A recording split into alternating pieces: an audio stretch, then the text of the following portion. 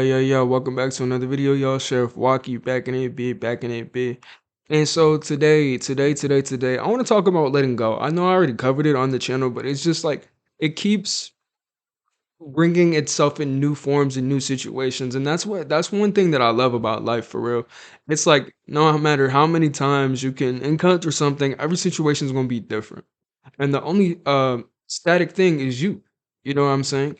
You're gonna be the only consistent factor in everything.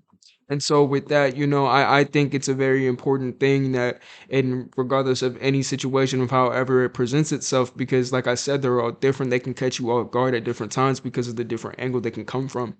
And because of those different angles, you always have to be ready, you know what I'm saying? I feel like it's really just a thing about life. Like you always have to be prepared to be able to have some structure. Just be stoic. You know what I mean?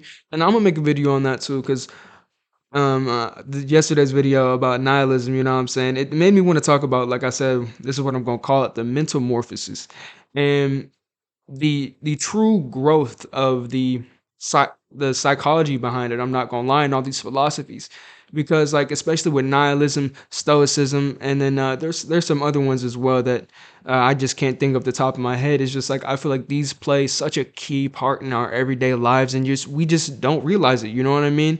It's kind of like how you get on autopilot, but it's autopilot with your mindset, and like other things will come into play and other things won't come into play, but it's more or less the same thing. Like, and that's another thing, we all go through it, but it all affects us in different ways.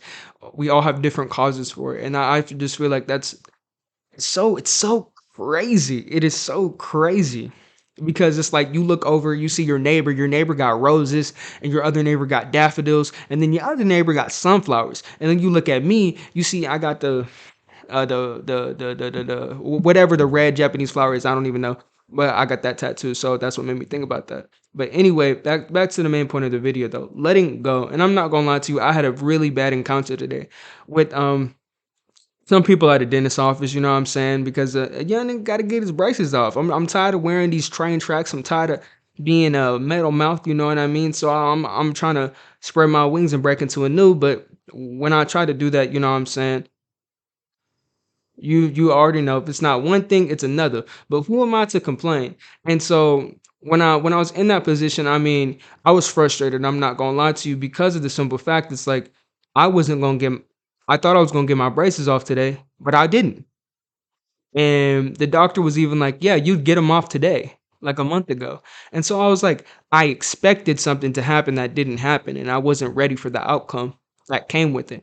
And it's just like, dang, it really made me think about my actions and think about what I got going on, because it's like, why would I let something so small and so minuscule mess up that 45 minutes that I just could have been optimistic, I could have been better, I could have treated these people better. Now, granted, the way that I acted, I think it was warranted. But what I don't think was warranted is the way that I went about it. Should I have been frustrated and be emotional? I mean, it's really understandable, but it's just like at the end of the day, you have to think about I feel like you have to think about the bigger things, because especially like I made a video about habits. Like the more you let stuff slide like that, the more you let your emotions slip, and really you can make a really good situation turn to a bad one, vice versa.